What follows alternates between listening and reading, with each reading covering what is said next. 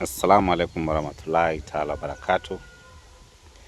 Watazamaji wangu wa channel yangu ya YouTube, sauti sio mwingine ni Simba tena mfalme wa miti nchini Afrika, Dr. Wenyu Talemu Abuza, aliyejaliwa na uwezo na nguvu wa kutafiti tiba asili nchini Afrika. Leo hii nimekuja katika hili pori hili niwaletee somo, niwaletee mafunzo kuhusu mimea ambao unaoitwa kivumbasi. Ndio hii hapa mmea ambao inaitwa kivumbasi. Baadhi ya watu wengi mnaifahamu huu mmea unaitwa kivumbasi. Inatibu magonjwa mengi zaidi, kuanzia kwenye tawi, mzizi, shina, zote ni tiba. Nataka niwape mfunzo mjarabu ambao unaweza kutumia mmea wa kivumbasi ukichanganya na mnanaa na ukichanganya na funja hamri na chumvi mawe kwa kutumia kusafisha nyota. Wale watu ambao nyota yenu zimelegea, wale watu ambao mpo na shida, matatizo, biashara zako haziendi, biashara zako zimekwama, unazinguliwa kimapenzi, uko na shida na ugomvi kwenye nyumba, nimewaletea tiba mjarabu kabisa, tiba mjarabu. Nataka niwape somo. Kabla sijaendelea na hii masomo ambao nataka kuwafunza leo hii, kama we ni mgeni wa hii channel, mara yako ya kwanza kuitazama channel ya Dr. Talemu Abuza, naweza kukuomba usisahau kusubscribe, kufinya alama ya kengele ambayo itatokelezea hapo, ushare kwa watu wengine, utie comment ili baadhi wa watu wengine pia hawapate somo na huwe mtu wa kwanza kupata mada zangu kwa kipindi ambacho nitakuwa nimeitia mtandaoni. Ukienda katika akaunti ya X naitwa Dr. Talemu Abuza, ukienda kwenye Instagram naitwa Dr. Talemu Abuza, ukienda kwenye TikTok naitwa Dr. Talemu Abuza.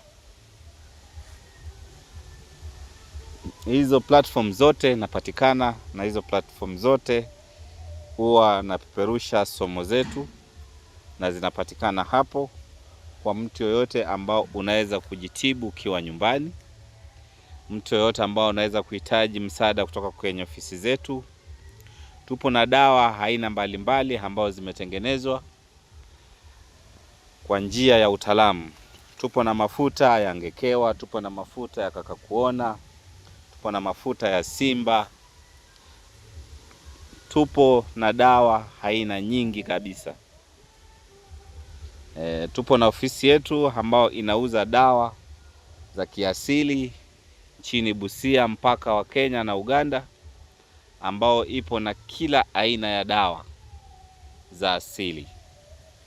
Kwa wale watu ambao wanakaribia, wako karibu na mpaka wa Uganda na Tanzania, Uganda na Kenya, ofisi mpya imeletwa hapo mpakani Busia.